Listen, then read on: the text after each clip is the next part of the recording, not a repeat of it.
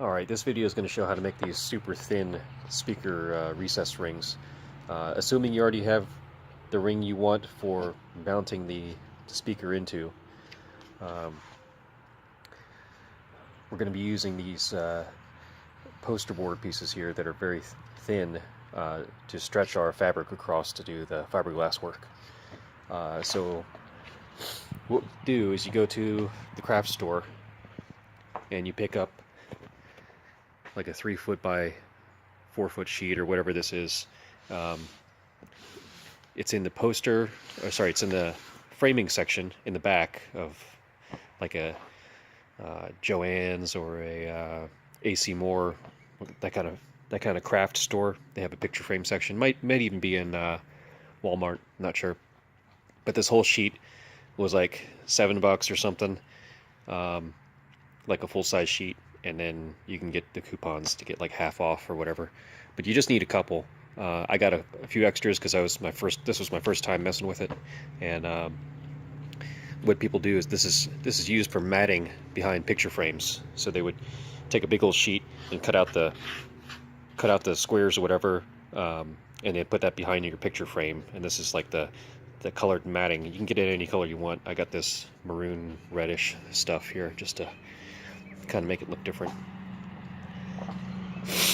So you take your ring that you got, and stuff you're going to need is some decent super glue. This is medium thickness. I got this off Amazon. If you want to make it go faster, you can use this spray, also on Amazon.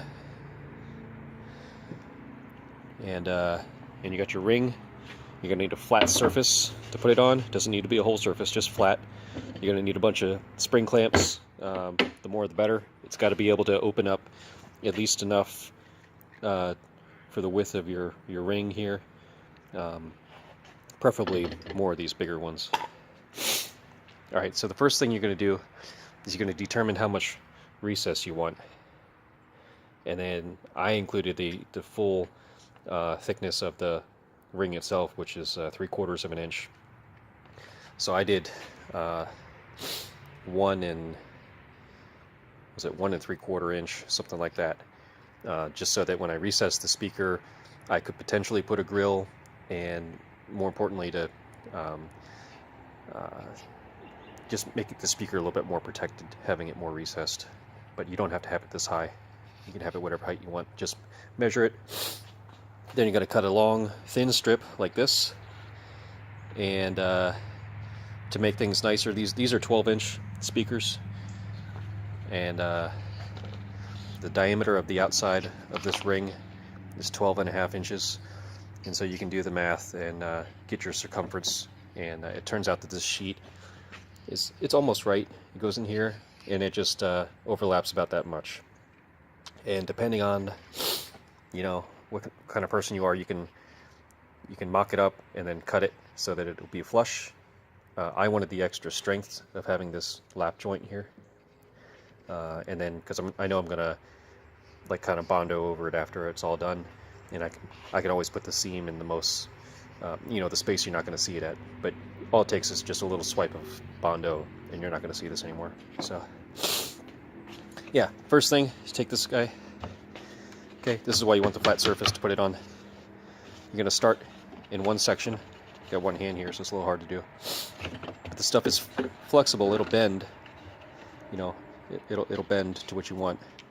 You're going to put some of that glue in here and immediately clamp it into place. And make sure that the rest of the strip is laying flat against this flat surface. It's not going to curl up and make a spiral or anything like that. And then you're going to clamp this in place with a clamp. Say, once so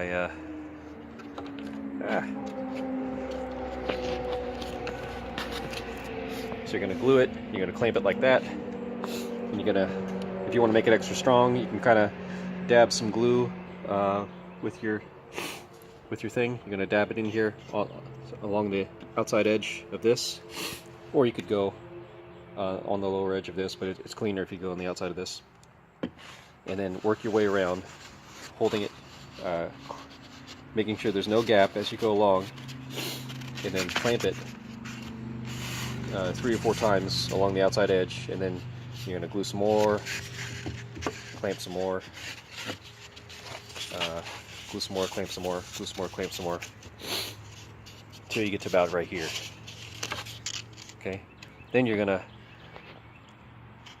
have this little gap if you do this butt joint like I'm doing. So what I do is I slather some of that super glue all up and down here for the lap joint, and then in here as well. And then I put this on, and then I clamp across both of these pieces and the ring with another, this stuff drives really quick, so you can just move the clamps around as you go. And it'll be tight like that. There'll be, I did this with a router, but I'm not, I'm a novice here, so still got like little gaps and stuff from me picking the router up and putting it back down, stuff like that. Sanding the outer edge. And what you're going to do is you're going to run a bead of the super glue all along that seam. Let it soak down there for a few seconds until it looks like it's kind of going down in the crevice there. And then you're going to spray the heck out of it with this stuff here. I'm not sure what's in it, but it makes the super glue dry really quick. It's got acetone in it, and it dries off really quick. So try to take some snapshots as I go, since I can't hold this, and it does require 2 hands. And then what you want to do is, as you're going around, making sure that the ring and this paper ring are sitting flush, flat against that flat surface as you go around. And that way you'll get a nice, if you cut your paper straight, you'll get a nice even ring all the way around. And if you're using fleece, I haven't tried glassing it up yet. If you're using fleece, it might be a little, you might not want to pull too hard on it unless you're going to reinforce it right after this, or maybe do 2 layers of this cardboard. But I'm going to use a spandex mix that is something like 82% nylon and 18% spandex, something like that. It's feels kind of like yoga pants, or it's in the yoga pants section of the fabric store. And it's stretchy, but it's not too flimsy, so I can stretch it over this, and I feel like it's not going to bend the paper if I stretch that fabric over this. So that's what I'm going to do, and then I'll treat it like any other fiberglass tutorial you'll see online, where they staple in the fabric and then glass over top, and then reinforce the back. Pretty much. That's it.